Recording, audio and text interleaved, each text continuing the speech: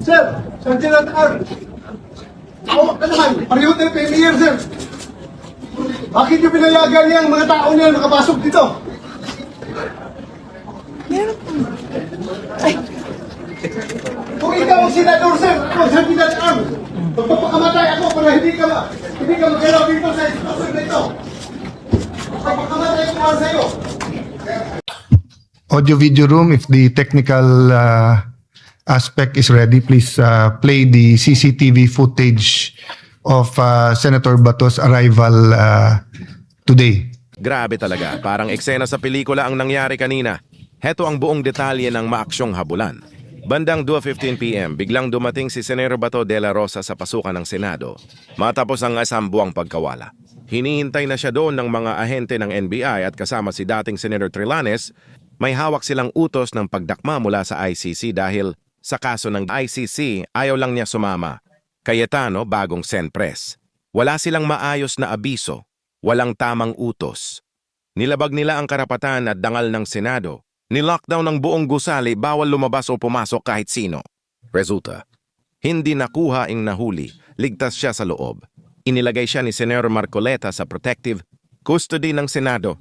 Sa ilalim na ngayon ng pangangalaga ng Senado, bawal na siyang hawakan ng NBI. Ang mga ahenteng humabol ay binigyan ng contempt at nakakulong muna sa loob ng Senado habang iniimbestigahan at siya ang nagbigay ng boto para mapalitan si Soto at maging Pangulo si Cayetano. Sukatan na boto, 13-10. Kung wala siya, hindi magbabago ang pamumuno. Grabe, sabay-sabay. Pagbabago ng pinuno plus matinding habulan plus proteksyon sa loob. Ito ang pinakamaaksyong araw sa Senado sa kasaysayan. Gusto mo bang malaman kung ano na ang plano ni Cayetano ngayon tungkol sa kaso ni VP? Sara na dadalhin dito?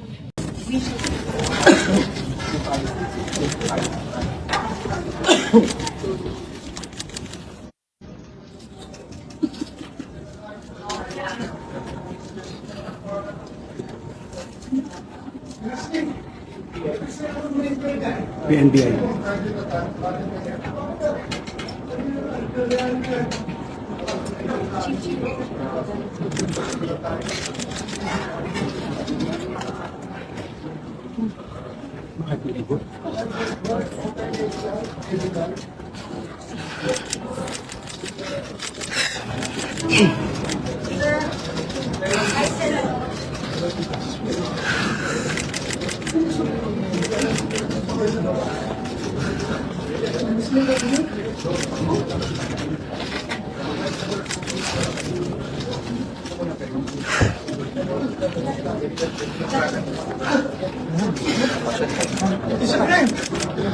Guys, sorry, para lang hindi tumagal, they want to see na 13 tayo. Those in favor na palitan ng Senator.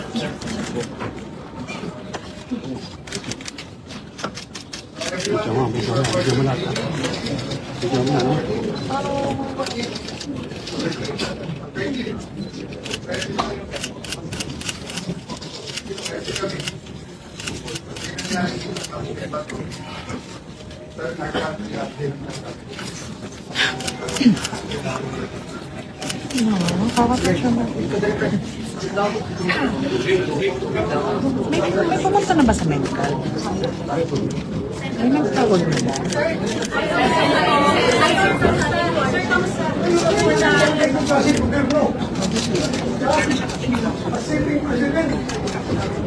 Hinaharang, hindi magpasok din sa sesyon. Kung ako'y absent, hinahanap ako ninyo. Sumusundo. Hindi ko pakita. Ngayon, papakita ko dito. Kinala ko na yung kay. Naristing ako doon. Nasugat-sugat ako. Why are you here, sir? Pasok. Business. Nasipit. Wala silang respeto sa institusyon ng Senado. Yan mo nangyayari. Ha? Ano po plano mo sa siya ginawa sa inyo? Usap ko eh. Like, why are you here? Bakit po kayo napapasok? Ay, masinador ko sa public. Kung hindi ko mapasok, hinahanap niyo ako. Diba? Kaya mapasok ako, tatanungin niyo ako, bakit ako pumapasok? But sir, may kinalaman sa pag-move, sir, para makabulang lockers. Lahat yan, trabaho ng senador.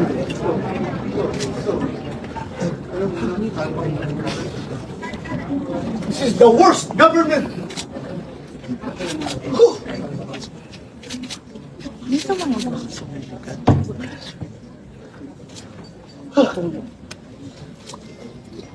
Ako!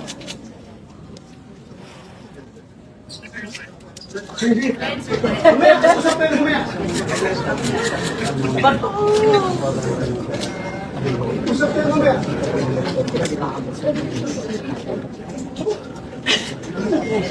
Oh, yeah. Hagdan.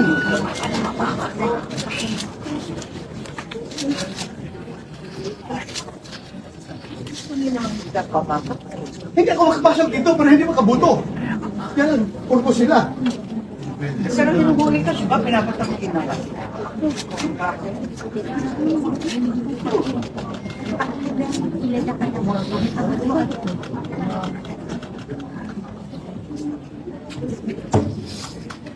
Sir, Lieutenant R. Ako, ano naman, pareho tayo premier, sir. Bakit niyo pinayagan niya ang mga tao niya nakapasok dito?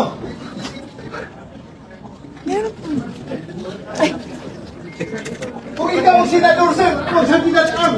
Magpapakamatay ako para hindi ka magalaw dito sa istasyon na ito.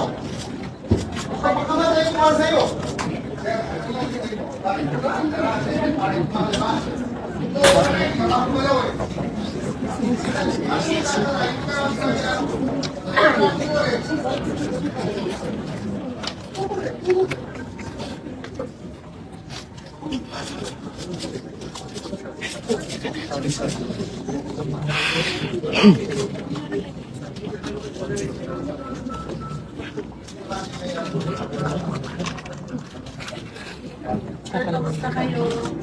Ito, bubukan.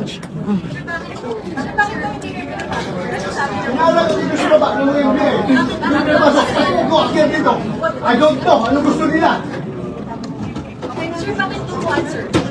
Nag-stay na kami noon sa baba. Hagdan.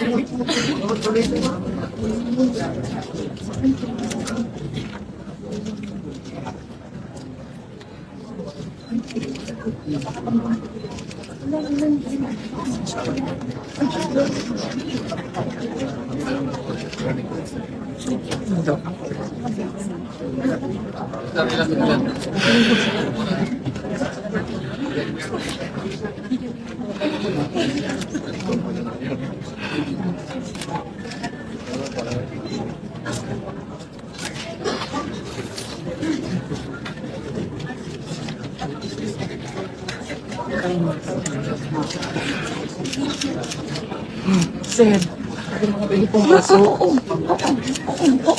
go, ate, go. Andiyan si Doc. Go. Miss Janet. Sorry,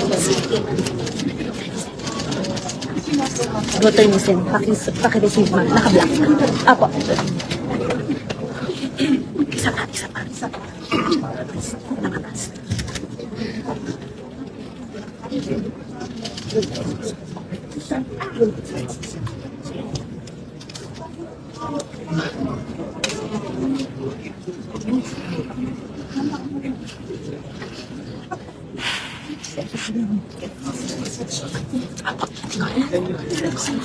Ay, si Toxin, sir.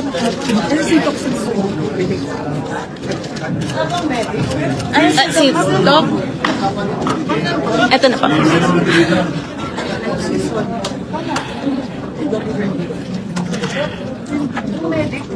Ay, here na po. Senator Joel Monique mentioned. Mr. President, may I be allowed to remove and declare all six vacant?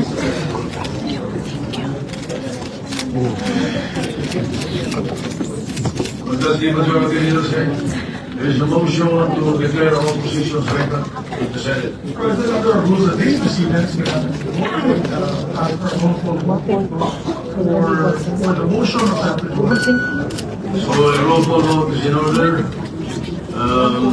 Secretary will conduct the roll call. Senator Francis Pangilinan is ready. Here. Yeah. Because once we start the vote, they Just a clarification as to seats or positions. Are we speaking of all positions?